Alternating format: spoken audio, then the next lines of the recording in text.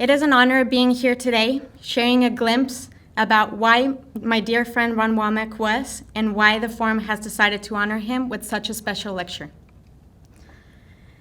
Ron was one of the first architects I discovered when I moved here to Dallas. I was captivated by his townhomes in both Deep Ellum and Uptown due to their uniqueness, yet quiet architecture. My first office was located at the Mitchell Lofts. I often reflected on how fortunate I was to inhabit these industrial spaces that Ron had so carefully curated and designed with scale, light, materiality, and the experience of the final user in mind. I met him later on in 2021 at his office. We discussed some renderings that he wanted to develop for maybe 10 minutes. And then we spent over an hour just talking about life, design, and everything in between. I immediately realized he was not only this talented regional modern architect who I had admired and dreamed about meeting for some time. We were now best friends, or at least that's how he made me feel because of how kind and generous he was. He was willing to share his knowledge and listen to other people's experiences. He was always curious. He was eager to learn from everyone, so much that he considered himself an eternal student. Besides becoming close friends, he quickly became my mentor, not only in architecture, but for many other personal aspects of life as well. He carried a profound sense of peace and calm and understanding. He was always present. He would always listen. Spending time with Ron was, in words of Max Levy, talking about all of life braided with architecture. It was the kind of conversation that us passionate creatives deeply value, appreciate, and almost need. In July 2023, Ron visited one of his closest friends, Peter Brown, in China. Peter hosted him on what was likely one of Ron's favorite trips ever, an experience entirely centered around architecture. Quite the dream for such an architecture junkie, as he would refer to himself. During his trip, Ron sent me a link to Neri&Hu's website and said they had visited some of their projects, including the new Shanghai Theater, the Blue Bottle Cafe, and the City Guest House in Shenzhen. He said that I had to keep an eye on their work because they were doing outstanding projects. He was not mistaken. Peter recalls staying under the porch at the Shanghai Theater for quite some time with Ron, enjoying the shade, looking up to the clear blue slice of sky the building captures, appreciating that calmness the space allows in such a bustling street. While they were not able to visit your office while they were in China, Ron quickly and obviously bought all of their books online. The craft and sensibilities found in the work of Neri&Hu, marked by dynamic interplay of experience, materiality, light, and very high attention to detail, yet it's not overly designed, makes it clear to me why Ron gravitated towards their architecture. Alongside the writings of Juhani Pallasmaa, Neri&Hu were among the last architects who deeply captivated Ron. It is thanks to Ron that I learned about Rossana and Lyndon. I nominated them during our annual forum committee meeting, with Eurico very quickly adding that Ron had mentioned them in the past and that they were doing fascinating work. I will honestly say that it was a very easy vote, as we all overwhelmingly agreed on extending this invitation. In a way, I like to think that Ron nominated you and brought your work to the forum through one of the things he did best, mentorship. I can tell you, and a lot of the people here can confirm, that Ron would have been the most excited in DFW once your lecture was announced. He would have brought all of his books for you to sign. Well, I deeply appreciate the opportunity Jean and Nate have given me to share these remarks about my friend. I have to admit that I would much rather be sitting in the audience, seeing Ron besides Joy, excited to hear the lecture, and take a photo with you at the end, as the gentle giant he was, as Eurico perfectly described him. Thank you, Rossana, and thank you, Lyndon, for being here.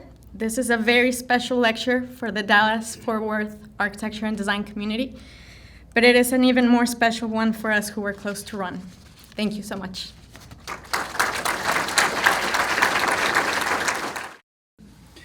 So thank you, Nate, Jean, Andrea, for the emotional. Now I sort of understand where this is coming from. Obviously, I want to thank Ron. Obviously, he's not here with us. Thank you, Eureka, for the kind introduction. The Lecture and Programming Committee, and of course the Dallas Architectural Forum for inviting us to your beautiful city. Okay, something's wrong with this computer, so I'm told to only we're supposed to give a lecture for 50 minutes, but if this continues to go on, it's gonna take 3 hours, guys, so my apologies ahead of time. The title of the talk tonight is called From Here to There. From here to there is also another way of defining the moving between spaces. We could call it the in-between, the liminal space, or what is commonly called the threshold. From here to there is also our constant search for meaning and purpose, our search for belonging, our search for home. Home means different things to different people. It also means different things to the same person at different stages of his or her lifetime. Thresholds are important for us as a practice, for us as individuals, as partners, because we constantly traverse between locations, not just in personal travels, but early on, my partner and I went to the US for our studies from different parts of Asia, and we used to travel to Shanghai from the US to work on projects. But after moving and establishing our practice in Shanghai, where Rosanna's father is from, we now reverse that direction and travel to other parts of Asia, to Europe, the Middle East, Africa, and now back to Americas to teach and work. The notion of traversing between space, time, and practice has long been embedded in our practice.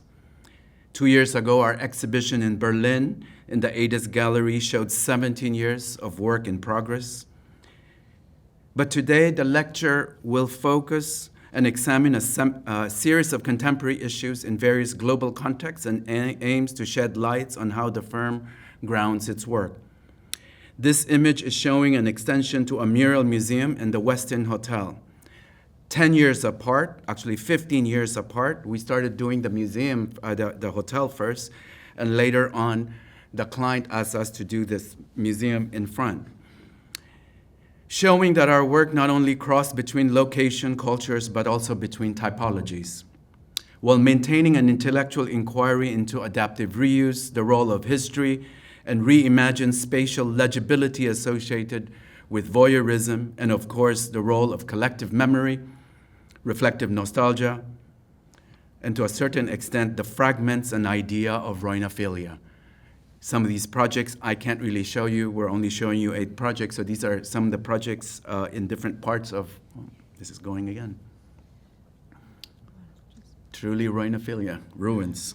In some of the recent projects under construction, we're still in China here, ideas of tectonics and the use of poche. This is a recent vocational school project that we're working on to a new 2 hotels with a piazza in the middle. A search for connection back to the vernacular, a project in Dezeen, which is the capital of China, where the public square is in between the 2 hotels. This is one of the small blue bottle cafe that Ron visited. This in-between, from here to there, could simply be the idea of new and old. The more obvious divide you can say here perhaps is about the past and the future, interior and exterior. Or perhaps like this new chapel that we're working on right now, the divide might be about interior and exterior, or the artifice and the landscape. Or perhaps like this furniture factory that we're also working on, perhaps the divide is between global, local, urban, and rural. We find that identity is no longer easy to define. Are we defined by our passports, the color of our skin, the accent with which we speak, or the topping we put on our pizza? Why do I say this? This is a recent project in Paris that we completed, a small Italian pizza restaurant owned by a connoisseur Parisian. he decided to hire a Japanese chef to do pizza, of all things, and to confuse everyone, decided to hire a Chinese architect to finish it all. So this is the divide, this is the in-between that we are dealing with, a world that is constantly in flux, wherein threshold becomes very important. A recent school project that we're working on, where the cross divides like never before, as people and as designers, threshold with different variations, often crossing divides that tradition, institution, society, or even what our profession has predetermined. Are we ready to just be predetermined by tradition? Divides between the city and the periphery, tradition and new vernacular. But more nuanced divides, we feel, have over the years become themes that help. Again, this is one of the projects. I just realized by Andrea's description, this is what Ron went and saw this project, that helps us analyze our own project. And in fact, today we will be organizing our talk using those themes of dualities, pairings, for a lack of better description, to describe many of our projects. We're going to show you 8 projects, all of them in China. And briefly, I know on Instagram, many of you have written me. Last night, as I was waking up, actually this morning, I saw about 25 messages requesting to show some of our new foreign projects. We're going to flip through all those later if we have time. If not, we'll just have to come back to Dallas. So this was the Shanghai Theater that we talked about that finished 7 years ago, wherein we invade the threshold of the city. We touch on that subject, the idea of threshold, liminality, on our installation at the Venice Biennale 2 years ago, addressing this very notion of in-between, finding an architectural and articulation for the quality of ambiguity and disorientation between the threshold of old and new, outside and inside, rural and urban, refinement and roughness. As literary critic Terence Hawke once quoted, "The true nature of things may be said to lie not in things themselves, but in the relationship which we construct and then perceive between them." As a practice, this place we call home now, Shanghai or China, sets the stage for our design explorations. This is also the title of our second monograph, Threshold, Space, Time, and Practice. The entry of the office became the cover of our new monograph, published last year by Thames and Hudson. So I'll start, before we talk about our projects, we will start to kind of provide some setting for the place that is our site, our context for many of our projects in China. And this is an image by photographer Wang Jingsong. It's made from photos found in a period of mass demolition in China. And this is from when we first arrived in Shanghai in 2003. So it's made out of images of the word chai, meaning to demolish or to remove, and that character is written on almost all the buildings that is ready to be taken down. So when you walk in the streets of Shanghai during that period, you easily see entire blocks with this character written on doors and walls, and you get so used to it that you don't even really see it after a while. Then, a few years later, next image, as China prepared for the 2008 Olympics, I don't know if you remember, the whole country got caught up in a massive building boom. China was suddenly in the spotlight in the world architecture stage. So developers and designers, they competed to outdo each other with eye-catching designs like these, but often these forms have nothing to do with the actual surroundings. So early in our practice, we took on many adaptive reuse projects that made us wrestle with questions of history, heritage, and culture. We juxtaposed old and new, reinterpreted local building types, and celebrated ordinary everyday elements that we found just around where we live. This work feels even more urgent now. With the climate crisis, adaptive reuse isn't just about design, it's about cutting waste, saving embodied carbon, and also building resilient futures. The context in China during our startup years was super speed urbanization. I'm sure you have read about it, which really created the fastest construction and development in human history. From 1980 to 2023, China's urbanization increased dramatically from 19% in 1980 to 66% in 2023. And between 2000 and 2010, the urban land expanded by 83%, and urban population grew 45%. It involved moving approximately 450 to 500 million people from rural to urban areas between 2000 and 2023. That's just amazing. And also, 1 out of 6 families in China have been evicted and relocated since early 1990s. So when you build, you have to first demolish. That's why people were displaced. As urbanization transformed cities like this one and changed how people lived day to day, we began to see new forms of urban leisure emerging alongside some pretty dystopian and alienating social scenes like these images. And on the rural side, China's vernacular villages built around Confucian family ideals and clusters of traditional homes, they were disappearing just as fast.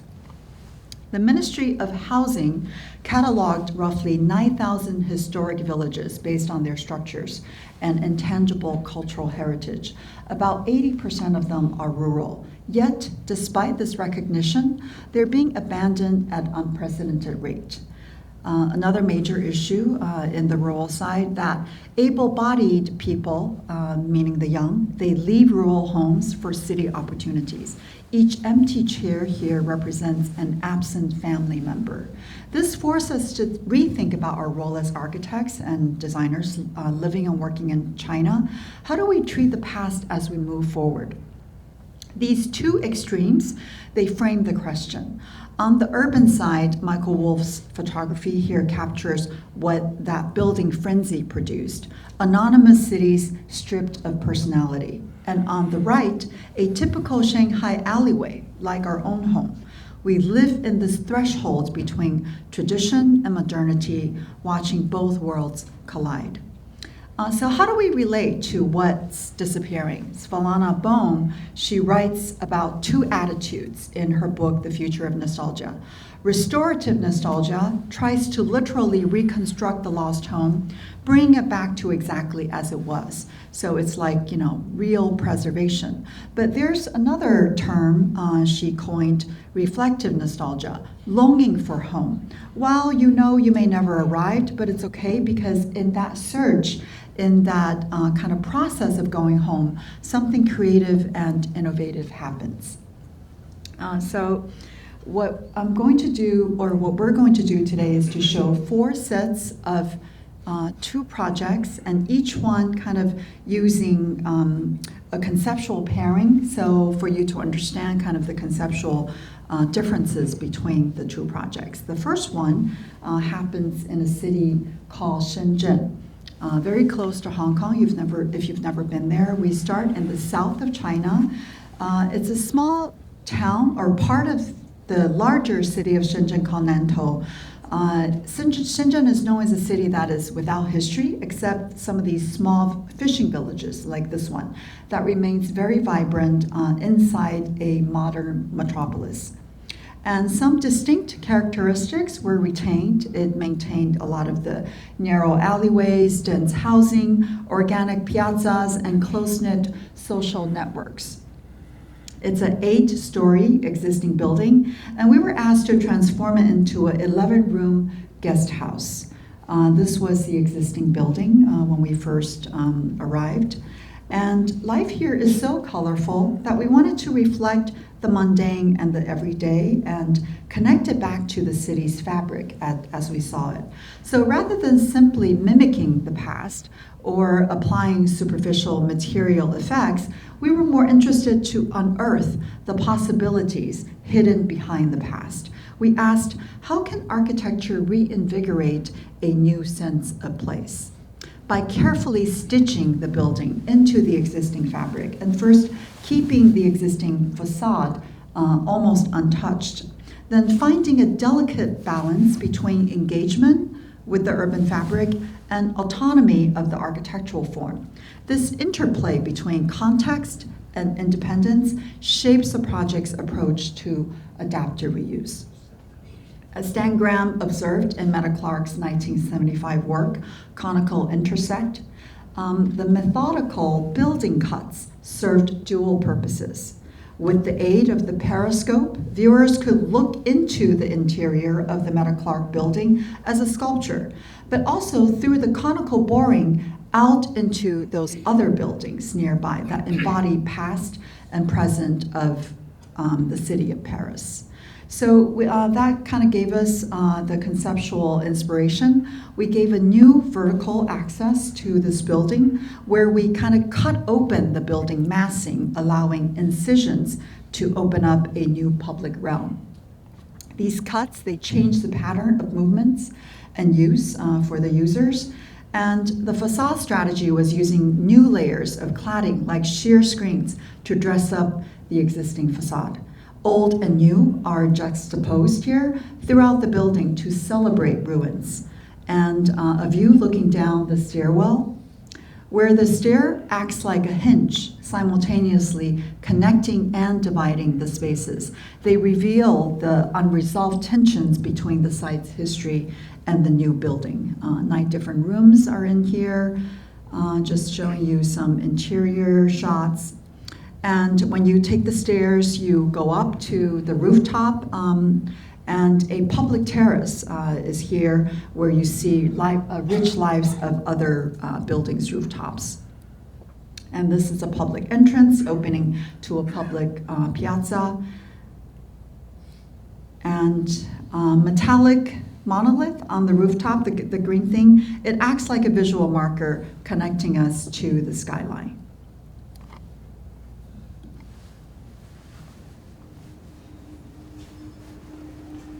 And you see that cut, it's from the street.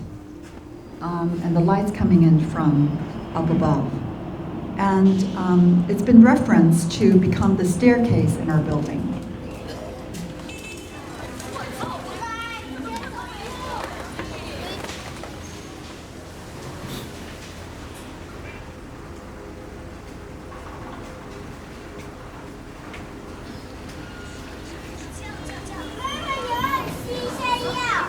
You see the kind of vibrant life that is happening down below, basically just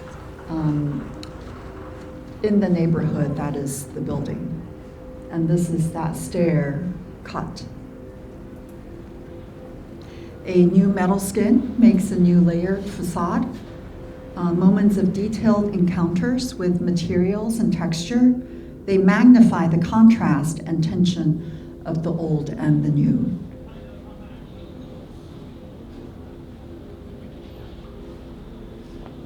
A small seating by the corner of the building where you can really sit and engage with neighbors who often come by this piazza that is right in front of the entry door.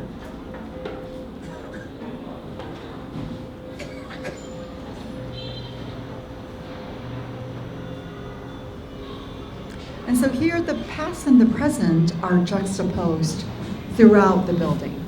And you can see certain parts that are, kind of left as ruins. They act kind of not as symbols, but it's a way of saying that ruins can take on a different logic, one that is not romantic, not melancholic, but a form of toleration of disharmony. And that's a quote, direct quote from Svelana Bone.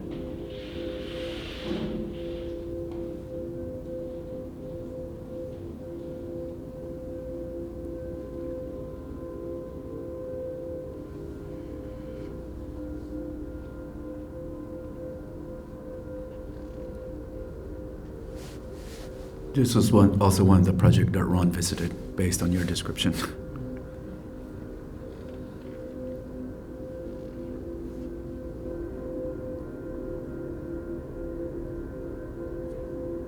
And you can see that veil kind of covering the existing building facade, leaving the existing as is, but also giving it kind of new shape.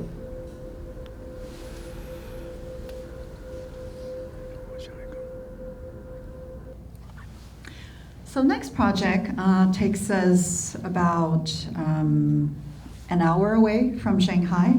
So we went from the south of China, now up an hour north of Shanghai, to a place called Suzhou. So this project is kind of taking on inspiration from a contemporary painter's work called Wu Guanzhong. His work is known to represent this region's cultural aesthetic in blending traditional ink techniques with Western modernist approaches. It's kind of like that he's showing a particular kind of vernacular sublime, which is very important, I think, in Chinese paintings. So the approach to the chapel is really important to note as well. It starts with the brick wall entry, and then sections here showing the side staircases, and you will see how the side staircases are really important too. And it's the stairs that also stitch the spaces together through moving up and down. You see that you come to a mezzanine level, which hovers overhead to accommodate extra guests, and also including a catwalk that wraps around the chapel, so you can walk around the chapel when there are things happening in the chapel. From the back of the mezzanine, you can also go out to the top of the brick walks to gain a view of the whole village.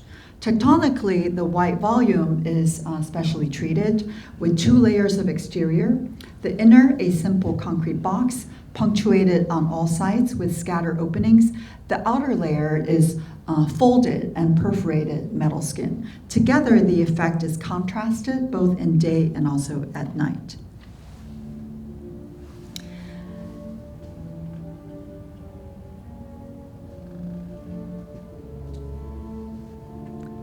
So this is that brick walk, which kind of, leads you and prepares you before you go into the sanctuary. And the chapel is literally on a lakefront. This lake is also very important for Suzhou, and if you know the culture there, it's where the hairy crabs are from.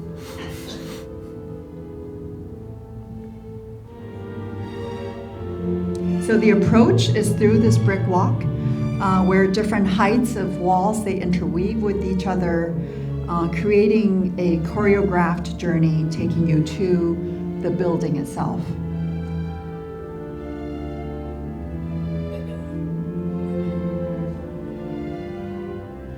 And so as you approach, you actually don't really see the chapel until, these meandering walks take you to kind of this entry court.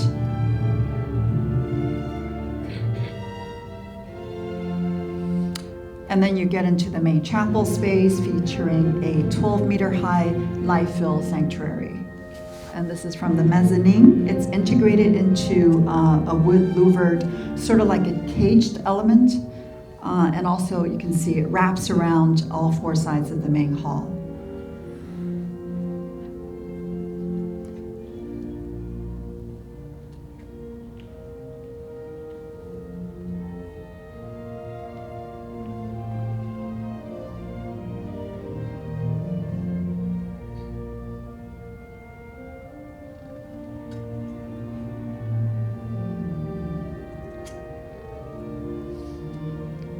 I talked about the importance of that staircase.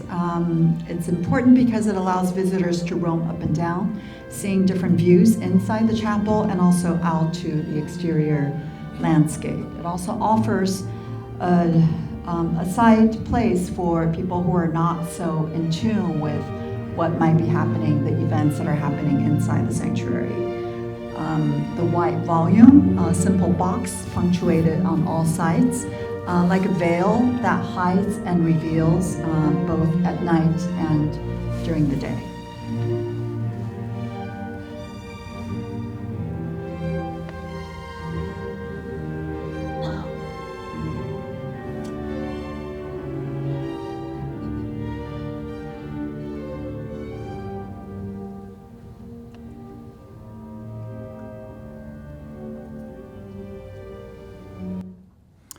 So the second set of ideology, we are preparing dualities, but when in fact our argument is this duality as diametrically opposite as they are of one.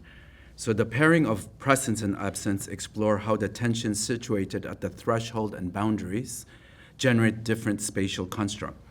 So if we were to borrow from Martin Heidegger's seminal text, Building, Dwelling, Thinking, our argument is the boundary, in many ways agreeing with Martin Heidegger, is that it's not a point of termination, but a point where the presencing begins.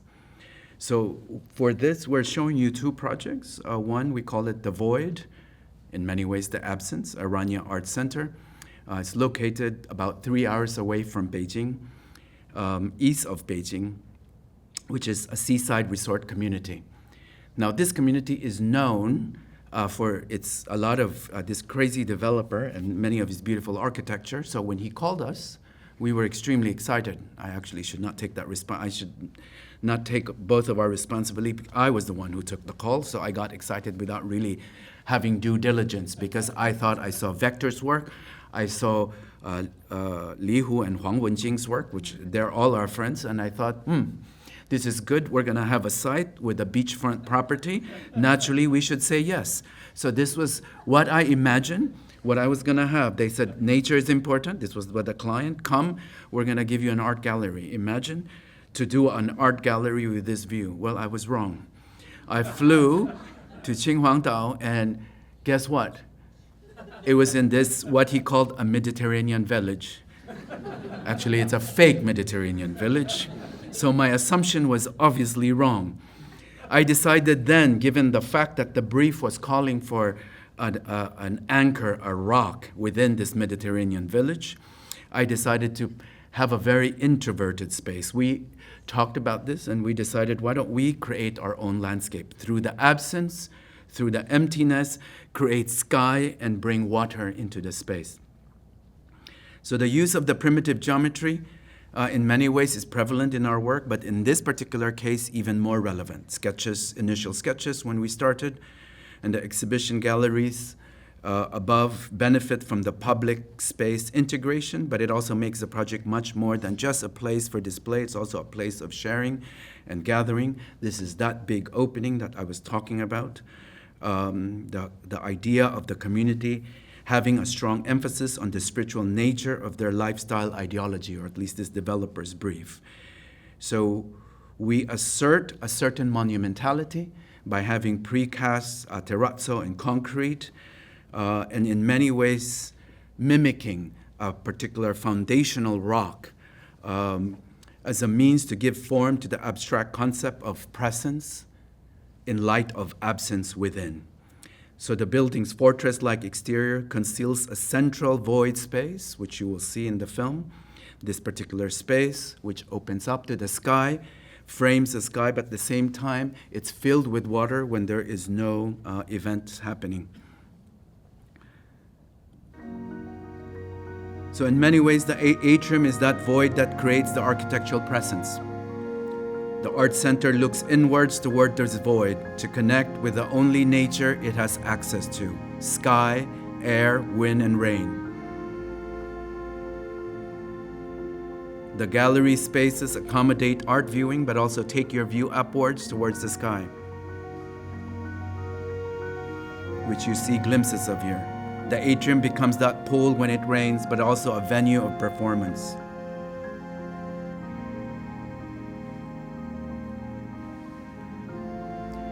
Ramps circulate around this atrium with galleries hovering 4 floors above ground level. Within the thick massing of the building volume is a series of interlocking spaces that visitor can meander freely within, where a journey is choreographed with directed views both inward and outward. The next project is the second project for this pairing is a competition we won 6 years ago. The client was the French spirit giant Pernod Ricard. They had wanted to do a new Chinese whiskey brand for the global market. For the competition, it was 8 firms and eventually came down to 3. And what we did was actually quite controversial because we used nature as our primary inspiration and relied on an absence of the icon that was demanded by the client. That was a rather risky proposition on our part. They actually wanted a Scottish little rooftop, and we insisted if you're going to be in China and you're going to do a Chinese whiskey, a new Chinese whiskey brand, you're going to respect the land. And why did we do that? Is because around this area is this beautiful mountain called San. So this context that was given to us was very important. And why is this important? Because this iconic image of San has remained one of the deepest spiritual symbols of Chinese Buddhism, wherein spiritual leaders, scholars, writers, thinkers have traversed through this mountain to seek inspiration and rest. And so we thought in our competition, why don't we just focus on the landscape itself, the landscape becoming that very icon, the absence of the building itself, the very presence of the landscape became something that was so relevant and important to us. Some of these images wherein we actually took the idea wherein you actually can see the datum line and the mountains constantly prevailing around wherever you are.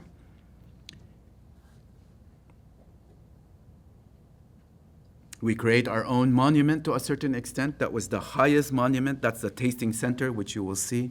But what's important and always relevant was always that mountain. That mountain you can see everywhere, wherever you're in the site. In fact, to a point wherein even in our tasting center, we actually submerge the whole building so that you actually experience the monumentality within, but from the outside, the scale is always domesticated.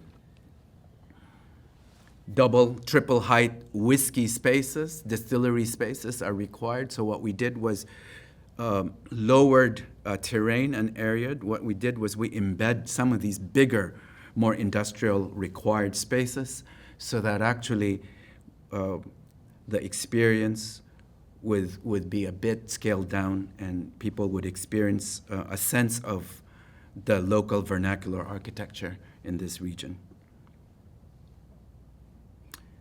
Even the restaurant and the courtyard within frames the mountain. You see actually that a glimpse of it. If the photographer was actually further in towards me, you will actually see the mountain itself.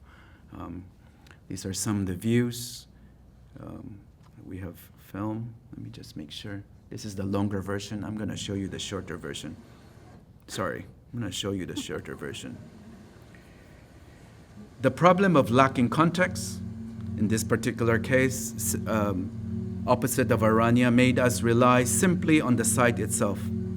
In a purest sense, surrounded on 3 sides by the winding creek and with a direct vista to the peak of the topography of the land gradually steps with agricultural terraces. Some are also dramatic and breathtaking, with steep rock cliff facing the water's edge.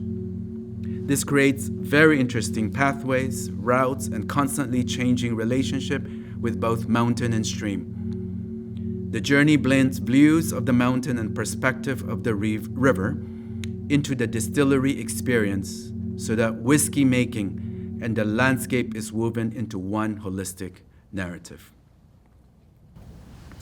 Okay, so this next set is about contain and disperse. This next project is a retreat in Yangzhou. Now we're back closer to Shanghai, about 3 hours train ride. So this is what the site looked like when we first came to the site. It's been dilapidated for a very long time, like many of the projects. When clients come to us, they bring us dilapidated sites.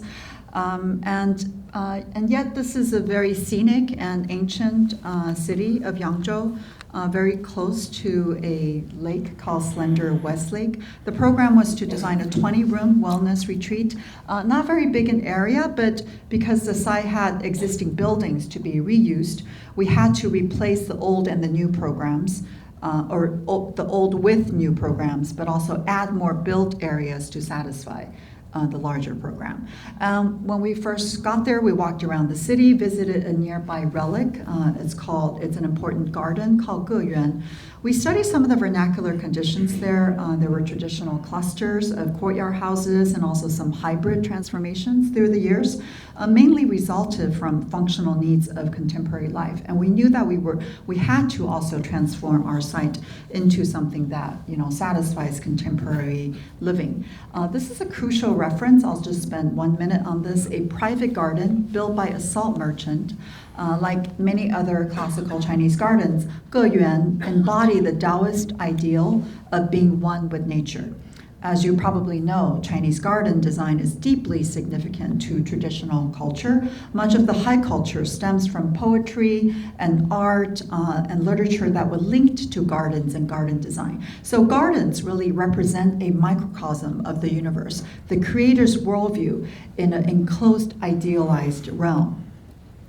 There's a conscious separation between the residential cluster and the body of the garden here, and it's like that in most traditional Jiangnan area. And also the formation, you can see this in that plan, is a traditional 9 square grid. The organization is such that left wings are for residential, the middle wings are for visitors and larger gatherings, and the right wings are for servants and support quarters. And there are 2 prominent lanes in the center running north and south, and they are the fire lanes. And the fire lanes become like this really interesting reference for us. And they look like this when you go in, dramatic in view, and they became a concept for us because the fire lanes are important in this region because only prominent people who have large houses can afford to have fire lanes. And also fire lanes, they mean something very auspicious, rising in ranks and getting rich. And like most cultures, the Chinese like to get rich. So this is just something that the locals understood. And we also extracted other experiences from vernacular elements that we found, like this release of looking up towards the sky from within the courtyard, and also applied to different parts of our project, which you will see. So back to the site, the design brief called for adopting the footprints of the previously demolished buildings. And you can see that this existing site plan that we inherited with existing footprints of previous buildings. And so, we gave many different new kind of functions and programs to this space. And we also applied borrowing views to form a total landscape beyond the perimeter walls. This is the aerial view, and we'll just kind of go through some of these images. You arrive here first from the parking lot, and then you enter the first few courts that define the arrival. These are generally the more public programs. And you always have to go back to covered walk before you get to other kind of courtyards. So this one is the outdoor theater. There's also a water garden, a bamboo garden, and you can get to them via the different brick walkways. So there was no effort to make the gardens look more organic than they really are, since the Jiangnan gardens are really very artificial in trying to look organic, which is a paradox in itself. And view from above the walked ways and some of the more public spaces. This is a dining hall, sunken conversation pit, one of the semi-private courtyards from the bedroom suite. And we collected used bricks from demolition sites from around the region and reassemble them in different bond patterns, overlapping them with each other, sometimes creating visual depth. And also recreating that release. So from walking in many cover walks, you get to see the sky, and so that's just a really important moment. So we start with this aerial view where you see a clear orthogonal orientation. And that orthogonal orientation is important because the gridded walkways are inspired by the fire lanes. And you can see how they start to reorganize different zones and guide circulation, define and also wrap the functional spaces within. If you remember the older site plan, which was very chaotic, it's a way for us to organize things. And the adjacent ponds and waterways are borrowed. That view is borrowed to make up the total landscape.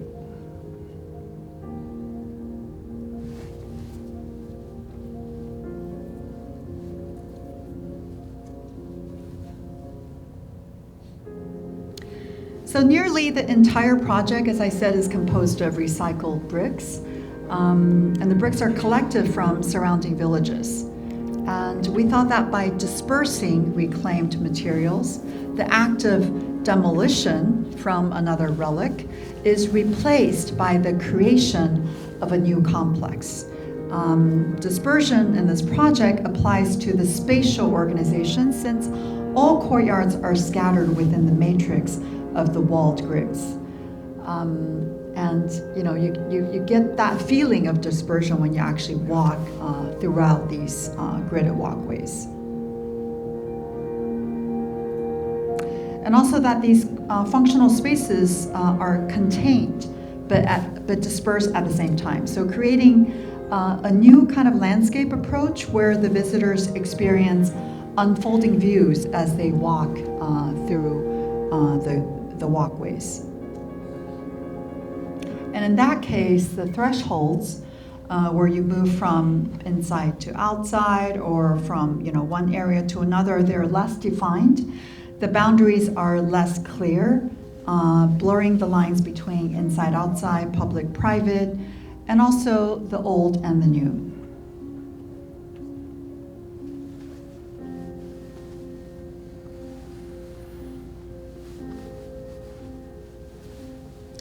And in a way, they also form a kind of a new garden, one that defies the garden tradition, the garden heritage, in revealing the paradox of the artificial organic, blurring the zones between natural and man-made.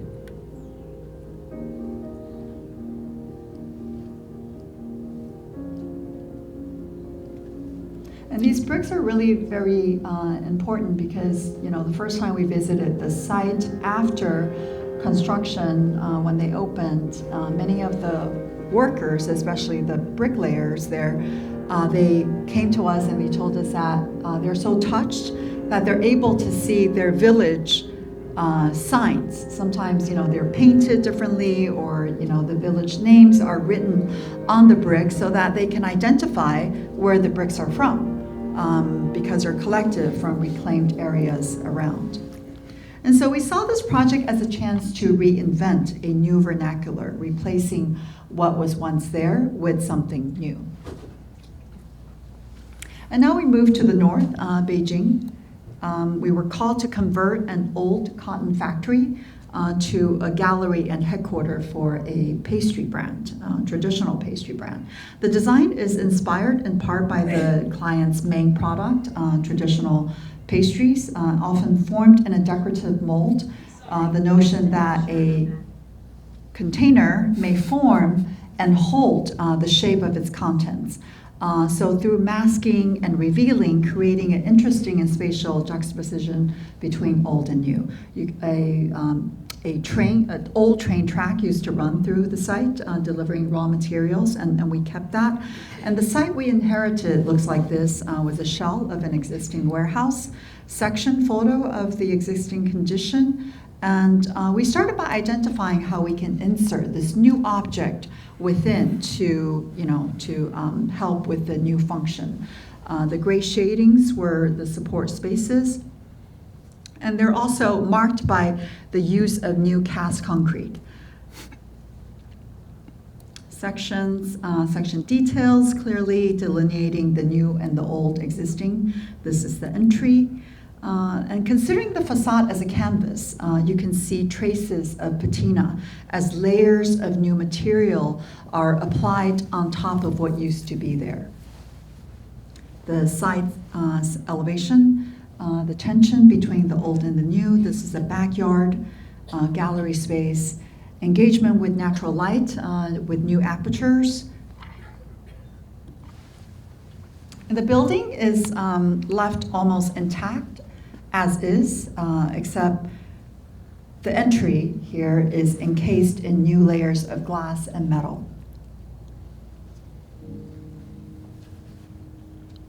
The concrete is molded into the existing brick walls. They form new functions, rooms, doorways, window frames, and also ceiling cuts.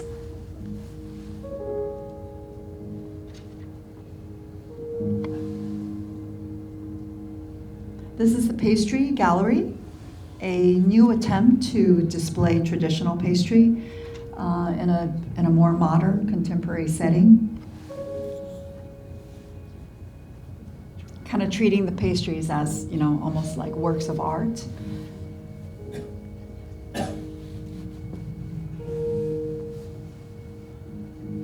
And the existing building was built in brick. And you'll see moments of brick walls being pulled back, forming this backdrop for the newly formed concrete spaces.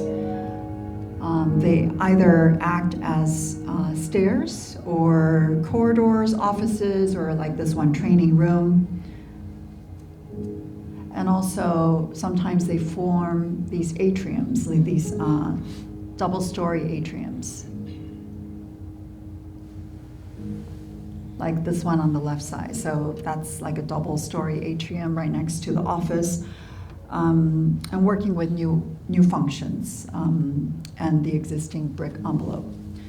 Rooftop offer cuts into the concrete for sunlight, for fresh air.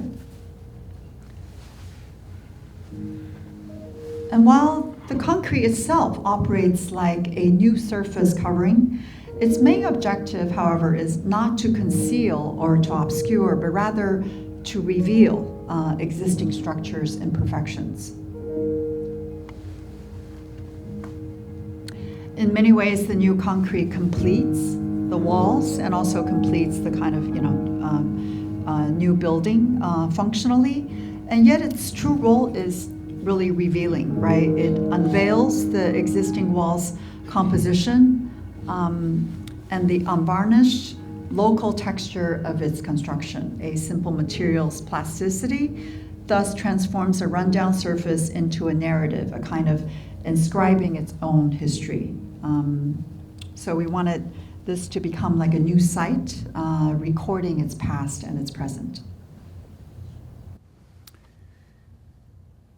So to understand this last duality, preserve and demolish, we turn to the term creative destruction, a theory originated by the economist Joseph Schumpeter, who has used to describe the condition of modern China cities, where demolition operates alongside rapid development. So in our adaptive reuse project, the ruin itself operates as the muse to elicit visceral experiences, to connect the past, and also at the same time, it becomes the basis for adaptive reuse that are actually non-romantic relics from the past. So we often ask ourselves, just because it's useless remnants, do we just completely demolish it? This was really the test of our practice when we got a call, when we just started our young practice over about 16, 17 years ago. And the client asked Professor Guo if you'd be interested in designing something on the bund. I was young, very eager, and of course I thought, if you've been to Shanghai, I don't know how many of you have been to Shanghai, there are only 33 buildings. And to be commissioned one of 33 buildings, I thought, of course I'm gonna do it. What surprised me and what was shocking was not, I forgot and I didn't listen carefully, it was south of the bund, not the bund. So south of the bund was this derelict building. So as I was quite frazzled and shocked by this revelation, I decided, well, maybe I can just demolish this building. The second request coming from the client was even more shocking. You certainly can demolish this, but we want to do a new building and it needs to look like Mayfair, London. And you know, if you've been to Mayfair, London, it's not just classical, but some of them are cheap classical building. And I know, knowing these clients, that it's not going to be full brick, it's going to be slip bricks. So Rossana and I looked back and we decided, how are we going to salvage a building like this and convince the client to save a derelict warehouse that is not even considered historically significant? So in many ways, we were taken by the visual cues that prompted us to say, perhaps we can have a different approach to avoid the Disneyfication of recreating Mayfair London. But we can obviously convince the client. So I start sketching and I said, if we save the building, it's actually going to be cheaper. So just like all clients, not just Chinese, but definitely mostly Chinese, they love our ideas. That by keeping this remnant, that they will not only make a lot of money, they will save a lot. So this, we managed to convince them that not only was this a cheaper alternative, that it was also more time efficient. Obviously, we lied. The architectural concept behind our renovation rests clearly on the idea of what is old and new. The main entrance takes you to the interior lobby, which is expressed through both the blurring of the interior and the exterior, as well as between the public and the private realms, creating a disorienting yet refreshing journey. I know some of you probably have heard in YouTube some of my lecture, and I'm going to repeat this. My mom and my dad came and saw this, and before they entered, my mom asked me this question, laughing hysterically, and asked me, "Son, can I ask you 2 questions?" I said, "Please feel free to ask. Is this project completed?" I said, "It is." "Second, did the client pay you in full?" I said, "Absolutely." So she proceeded to tell me that it's either you're extremely brilliant, my son, or the client is extremely foolish. You understand now that you're not only trying to convince clients, but you're trying to impress, as architects, your parents. So these visual connection of unexpected spaces not only bring an element of surprise, but from the early on, it was very important for us that the notion of a traveler coming to Shanghai was even more important than a tourist. What's the difference? A traveler tries to understand the essence of the city. The tourist has a checklist of where to go without really understanding the city. So by recreating this vertical lane house, we titled it, we forced the guest to confront the local urban condition where visual corridors and adjacency in tight Li Nong houses or Nongtang define the daily unique experience. Recycled wood from a collapsing rooftop was reused. The viewing corridors, very similar to lane houses in Shanghai. In fact, rooms, that's not a mirror. You could see the other room. Parents love to book this room because they can control their children. Of course, I'm not crazy. Obviously, it's voyeuristic, but there's curtains. And we also have a slit that you actually look down to the restaurant. Initially, the client was really hesitant. I said, you didn't have to buy artwork. Your client becomes your artwork. Obviously, they love that. The sectional qualities, very much like the lane house, are prevalent everywhere. Or your neighbor, the guest that's living upstairs could actually look down on you. And this is very typical, even in our apartment that we lived in Shanghai. Different rooms, different qualities. We were stupid enough, 19 rooms, we design every single room. We don't do that anymore. The other point is the dialogue between the interior and the exterior. The public spaces allow one to peek into private rooms, while the private spaces invite one to look out at the public arena, such as the large vertical window above the reception. This is the cheapest room, of course, because you look down to the reception, the check-in counter. So in many ways, this is that ruin I was talking about, which operates as the muse to elicit visceral experiences, to connect the city to its past. It's not so much about saving any significant history, but we argue that a useless remnant could be somewhat preserved and turned useful. This is the main entry door. After entering, you arrive at the lobby in this 19-room boutique hotel. Calvino wrote in Invisible Cities, arriving at its new city, the traveler finds again a past of his that he did not know that he had. The foreignness of what you no longer are or no longer possess lies in wait for you in foreign, unpossessed places. The architectural concept behind the renovation, as I talked about, became very obvious to us. It's about understanding the tension between old and new. Also, a blurring of the interior and exterior, blending the public and private realms, creating a disorienting and refreshing journey. Each of the 19 rooms are entirely unique in size, layout, and the view it offers.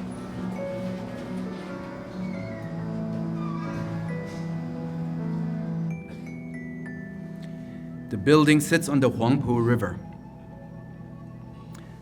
so that the added fourth and roof levels are made in corten steel, where you see boats traverse through this river, echoing the industrial ships that frequently pass by.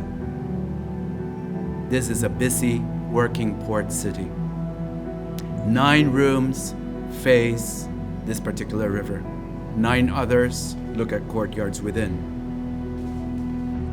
The rooftop overlooks the Pudong high-rise and offers an herb garden for the restaurant below. These courtyard shutters are made from recycled wood found on the existing rooftop. We made visual connection of unexpected spaces not only to help one discover and explore, but also to provide more flexibility to the interior spaces.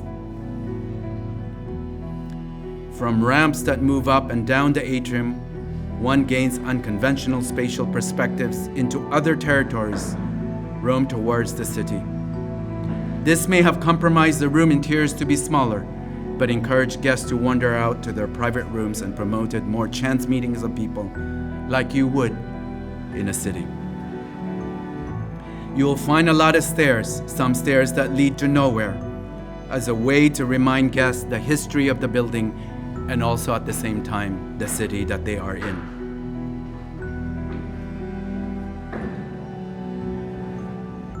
If you find nothing there, don't worry. Just leap up another flight of stairs.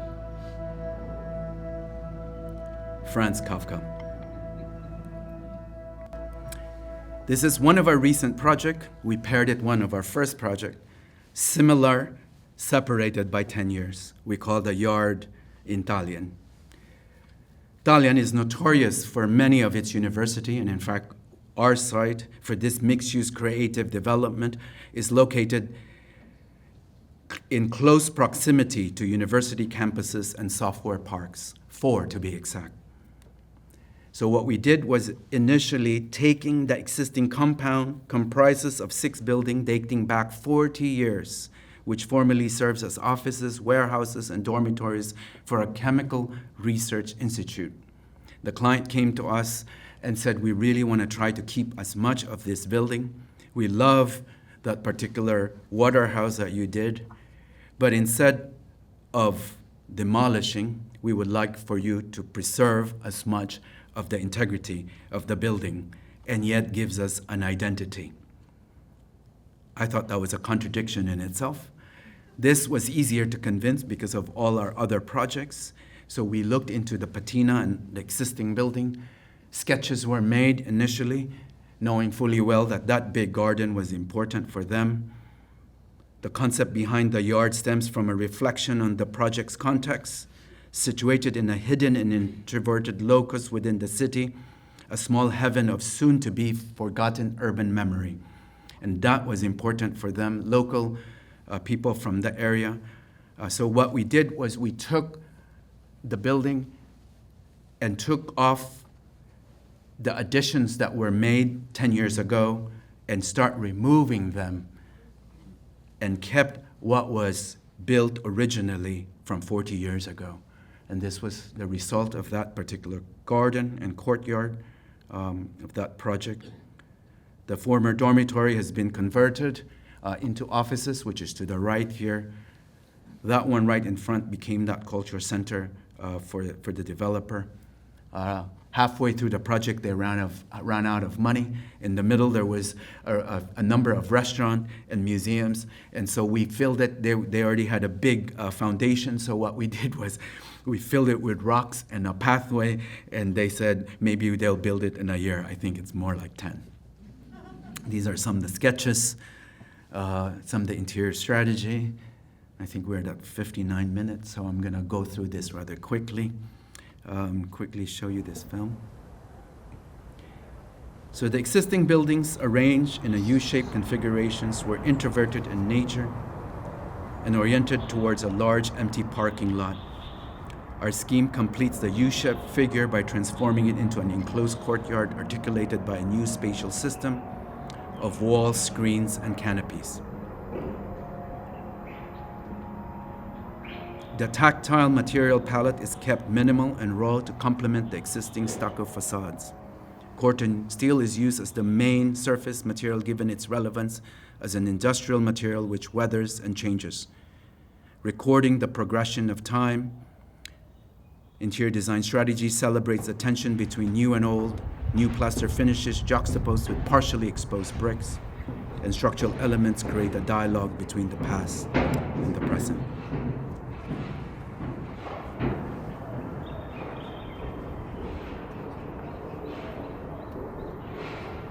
This was just shot about 3 weeks ago, very recent, so the program is still not complete. Most of the people have not moved in. If you notice, as a practice, we use film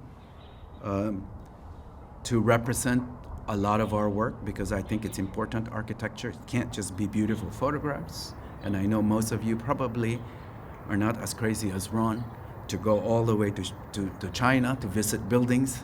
So we thought to bring the buildings to you. This is the closest way to showcase what is very important for us in terms of our ethos within the practice, which is architecture at the end is about space and about the people that inhabits it. We're also fortunate because many of the films have been done by our son, and so we actually get a chance to collaborate. He's a very difficult person to work with. I wonder where he got that. I'm going to quickly show you some of our, some of you might be asking, and I know projects, have you done projects outside of China? This is a work in Singapore, a private home in Singapore to commemorate a beloved mother who passed away. To a certain extent, it's a new building, but a very interesting typology.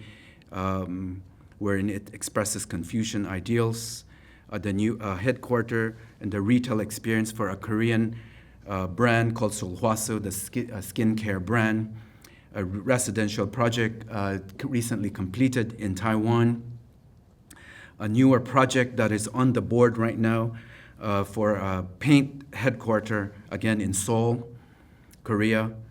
This is in Europe, our first boutique hotel project in Merano, Italy. We actually have 4 projects in Italy right now. A recently completed project, a recently project that we won, the Jeddah Archaeological Museum. A project under construction in Cape Town that is almost completed. It's both a residential building, a cultural center right in the middle, and a hotel to the left. A residential complex in the Philippines. We're a multidisciplinary practice, so we design for almost 30 European, Asian, and American brands, different furniture brands like Poltrona Frau, Di La Spada, Stellar Works, Ariake, La Manufacture, Mui. We design lights for Artimidi, Via Bizuno, Classicon. This is just to appease the product designers that are in this room. So I'm so sorry, I can't really describe the ideologies behind all of them. They do have ideas, but just so that you don't go crazy on me when after this lecture. To accessories and bathroom fixtures for Agape, Paula C., Whitman. We also do a lot of publication. It was very important for us when we went back to China that it's important for us to educate the next generation, also the public. So we do a lot of publication, books, monographs. So closing, this is our office.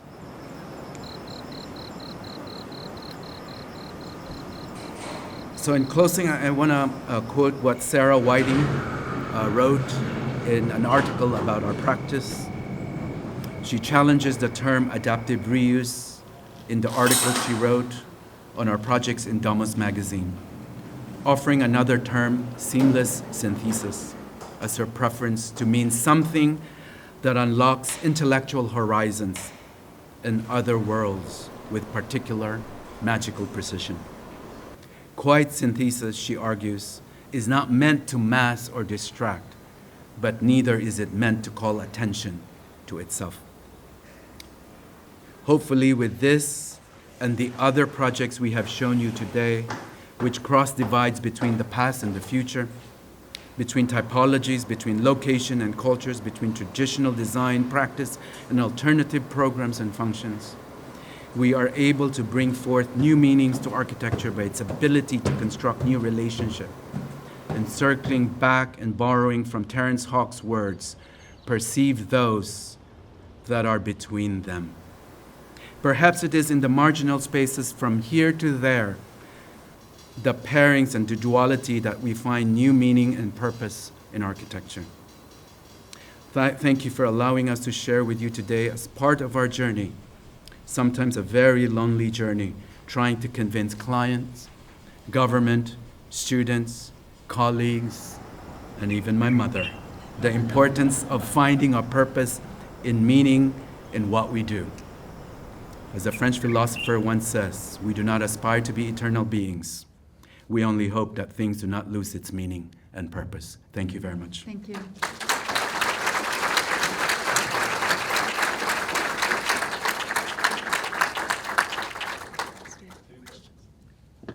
Two questions. Nate says 2 questions.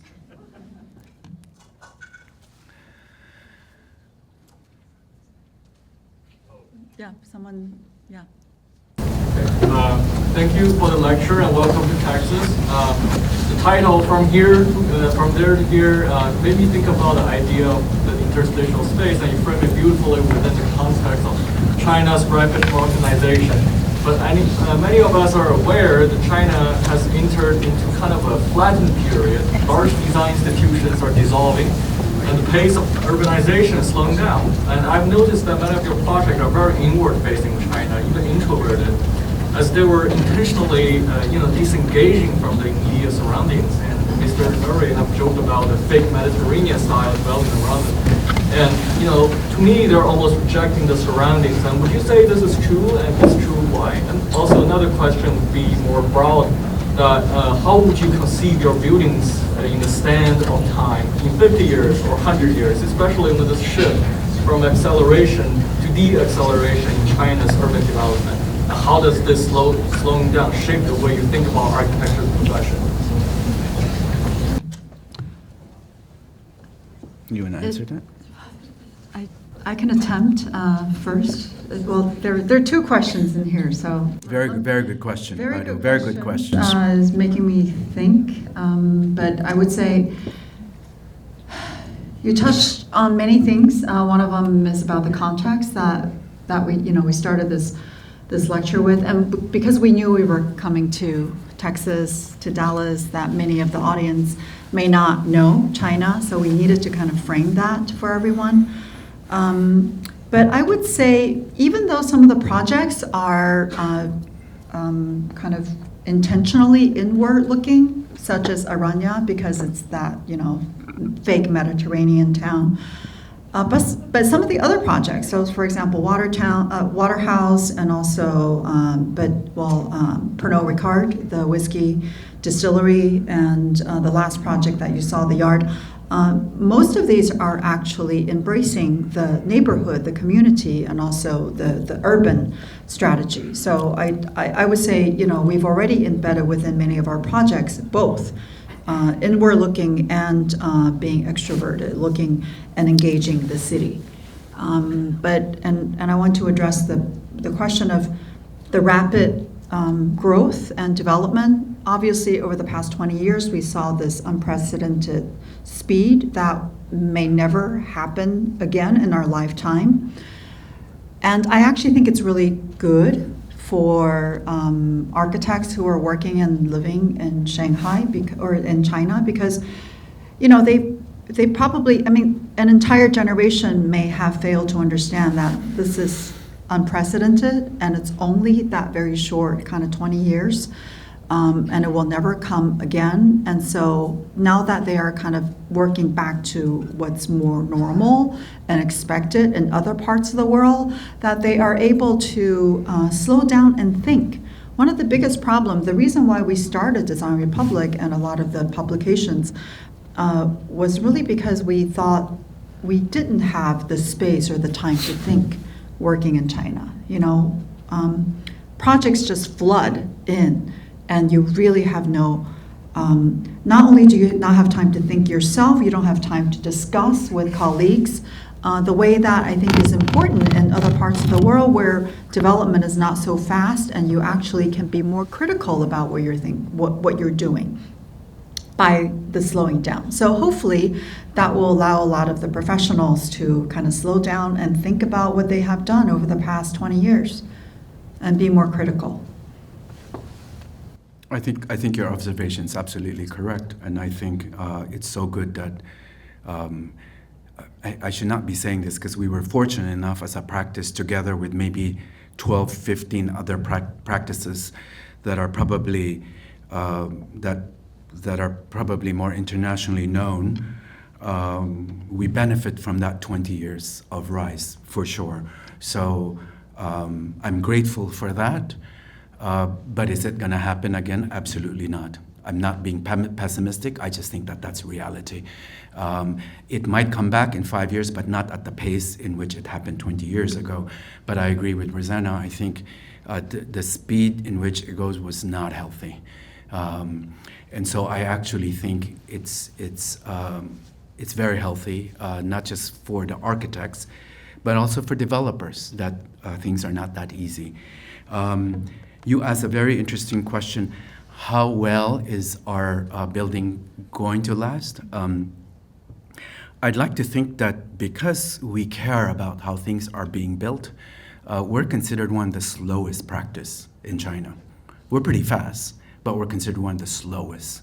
And by virtue of the slowest, they think that we're expensive because we're slow, right?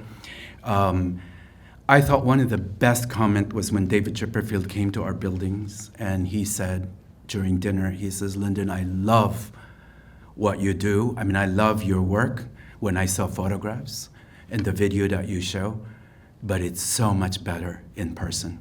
The tectonic and the quality of it." In fact, Peter Zumthor went and saw Aranya and told the client, "How could you possibly build it so precise?" So the idea of buildings that are shown in New York Times comes to China, and they actually do not like to feature our project because, and this is quote unquote exact. It's okay. This verbatim. They say we can't show your work and a number of architects of similar caliber because it's too precise. We actually want to show the China that is big, badly made. And unfortunately, what you see in the common mass media in America is I should not use the word Walmart, but the Walmart of China, right? It is terrible because that's how China is represented, or Asia in general is represented. Anything in Japan is very precise and small. In China, it needs to be big, ugly, and badly constructed. So we're constantly fighting against that kind of preconceived idea and ideology. I was fascinated by your talk. It was one of the best architectural presentations I've seen. My question is not as good as the previous one, but wise man think alike, like Zumthor. I also think it's beautiful, and but I have a very cheesy question. That is, if you have to put your project under any stylistic era, how would you call it? I was just very curious because when you started the history here and there, doesn't it past all these binaries? I was thinking of postmodernism, And then, just because I teach that, that's why, but I'm very curious in your mind, would you ever define it anyway? But they're beautiful work. That's my question.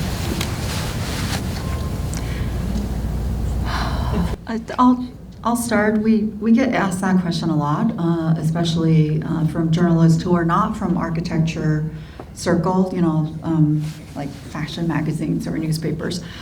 And I always tell them that I think labeling is sometimes dangerous, and we don't like to work with stylistic labeling.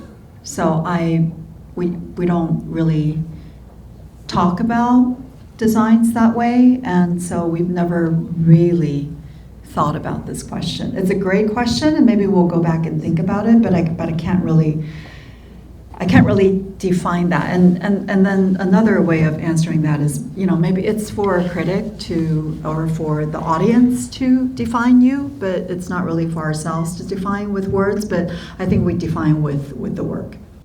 I think we're definitely not, I agree with Rossana, we're definitely not into style, but I would hopefully, we would be remembered as architects who think deeply and wanting purpose and meaning in everything we do.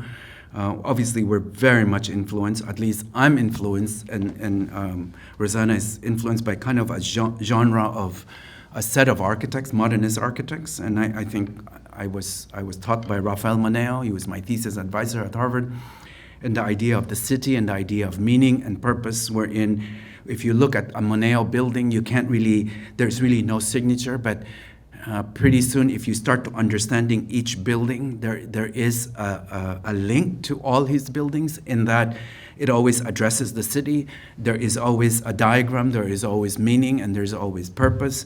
I think we both worked under Michael Graves. Some of you might find that hard to believe. Believe it or not, I worked there for 10.5 years.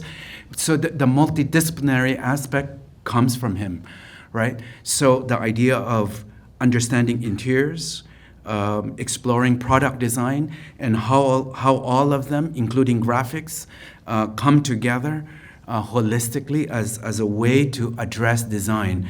And ultimately, I think at the end, it's important for us to remember that when we do architecture, it's not really about spectacle, it's not about us, it's about the people we served. And as we grow older, we realize that the meaning and purpose of every project we do becomes extremely important. A good question. Thank you for that.